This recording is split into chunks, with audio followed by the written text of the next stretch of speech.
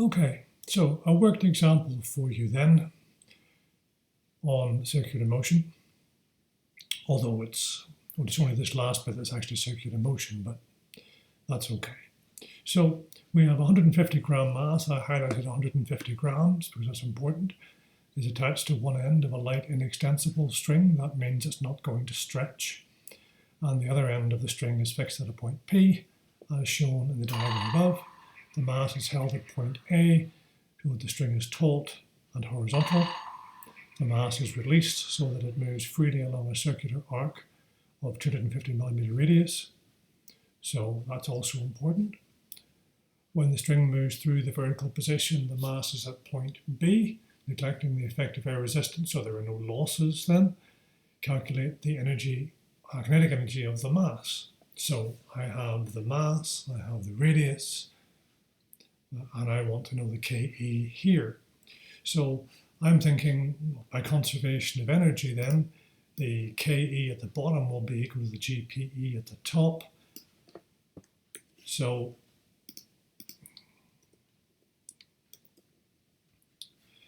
it's annoying. So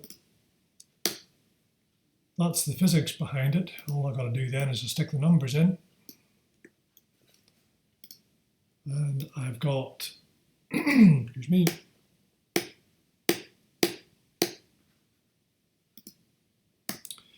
mass 0.150, G 9.8, and the change in height between here and here, 0.25 meters, which gives me 0.37 joules. Then the velocity of the mass, well, that's an energy question as well. That's a half mv squared, of course. So if I do that, I get half mv squared is 0.3675. Notice I didn't use 0.37. I used my raw 0.3675 from the previous answer, which gives me 2.2 to 2 sig figs. You might say, well, why only 2?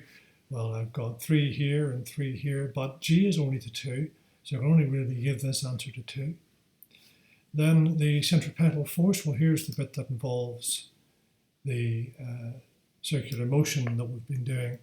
So we're going to say that the centripetal force is given to us by F equals mv squared over r. So we're going to stick in our numbers to that, which is 0.150 and 4.9 is v squared, what we got up here, divided by 0.25, which gives us 2.9 to 2 sig figs. And then finally, I can find it. I'm missing the last part of this question, irritatingly.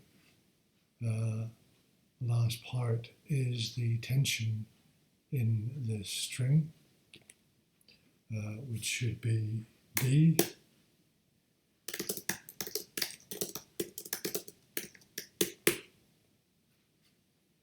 Let's take the underlining off that. So the tension in the string, well, if we go back up and look at our diagram, it's the tension at this point that we're after. I should say tension at point B. I don't know why that bit of the question is missing.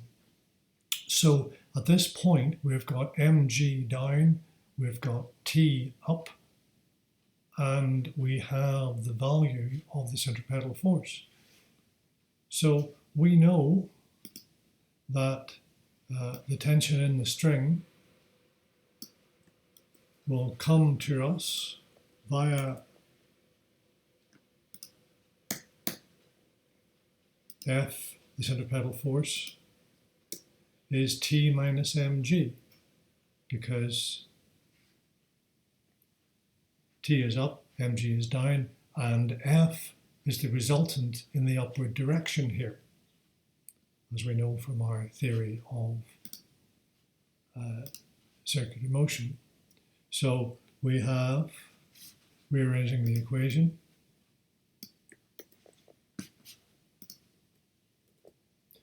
we have T is F plus mg.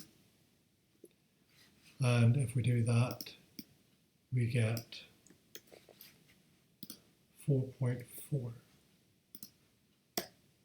newtons. Never forget your units. So there you have a worked example on circular motion.